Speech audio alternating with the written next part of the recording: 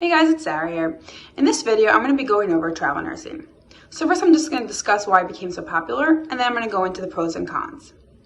So the reason why it became so popular is because came COVID, too many patients, overwhelming the hospital system, they needed nurses now. So in general, when you're training a new grad, it takes around 6 months for the new grad to come in, or even 2 months.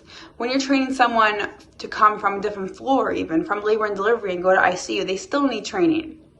So that's why travel nurses, you don't train them. They come in, they get maybe a shift, if they're lucky, of training, just really showing them around your place and how you do stuff, and that's pretty much it. So when COVID came, they couldn't wait 6 months, they couldn't wait 2 months even, they need nurses now, so they took travel nursing. And then what happens is that because it's supply and demand, the demand was really high for nurses because of the amount of patients that are overwhelming the system. So there was such a need of travel nursing, they increased the pay, supply and demand.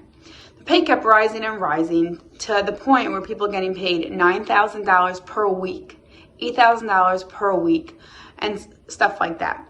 And let's put that in perspective. Your typical nurse in a hospital is making, obviously it's very state dependent, but typically around $2,000 or $2,500 bi-weekly, so every 2 weeks. Now your travelers during COVID were getting around $8,000 per week. So you see, that's not even like, oh, just a little bit more. It's like a lot more, not even comparable.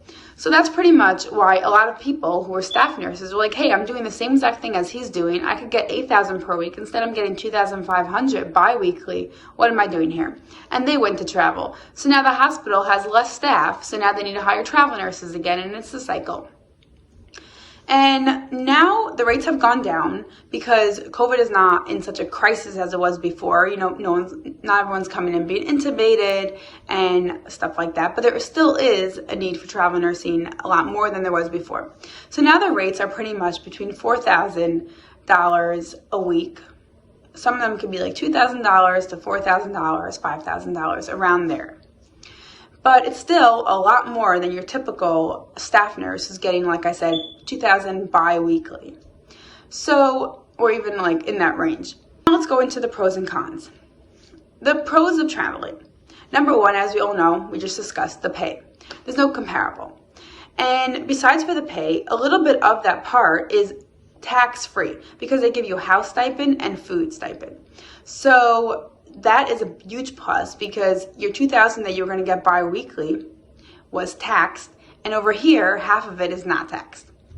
That's a huge plus, and that's pretty much where everyone goes. Besides for that, a lot of agencies, like Aya's a big agency and stuff like that, they have great insurance, they give you tuition reimbursements, you get sick time off.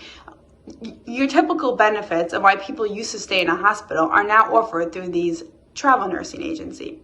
So it used to be people like, I need insurance, I need this, I need that, but it's offered through those agencies. So there's a lot of pros to travel nursing. Another one is that, let's say you don't want to sign on to a hospital, you don't know if you want to commit to that hospital. What you could do is you could travel there for 13 weeks and then decide, I like this place, I could stay there. Or decide, you know what, I don't like it, I'm leaving. But you didn't have to commit and sign on and then, leave and stuff like that. So that is a few really good perks about travel nursing. Some other ones, like we all know, is that you get to travel. So if you like seeing everywhere, that's a great one for you. So as we see, there's a lot of perks to traveling, and everyone pretty much knows them. Now I'm going to say the cons that not many people think of. And the reason why I'm saying this cons is not to discourage anyone from travel nursing. People love it. You get a lot of money. It's great. But there are cons that you do want to consider before going because it's not for everybody. So let me back up a little bit. If you want a local travel, then you don't get the house stipend and you don't get the food money. So that doesn't come out to that much more than your staff nurse. It is more, but it's not that much more. So it might not be worth it. A lot of people, this is dishonest, I'm just saying out there, that a lot of people do write down different addresses and then they get the stipend even though they live right next door. But I'm talking about if you're on the books and you're doing it like you should be doing it. So if you're doing it like you should be doing it, for you to get the stipend, you have to travel 50 miles away. So that could be an hour and a half traveling. It really depends where you live and traffic and stuff like that. But it could be just an hour and a half of your travel. And it's not so bad considering you're doing 3-4 days. But if you have kids and you don't want to travel out of a certain radius, there might not be an assignment after 6 months in that radius that you want to. So if you're very specific on where you want to travel, you don't want to leave your radius, you don't want to pick up your kids, then it might not be for you.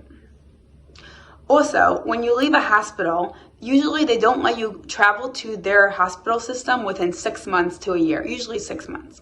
So for instance, where I live right now, I live in New Jersey, and a lot of hospitals near me are taken over by the same hospital system. So for me to travel, if I wanted to travel, I would have to travel really far to get out of my hospital system. So there might not be contracts every single 13 weeks in the same hospital, in the same parameter that I want to travel. That's not my hospital. Yes, it's only 6 months, but still.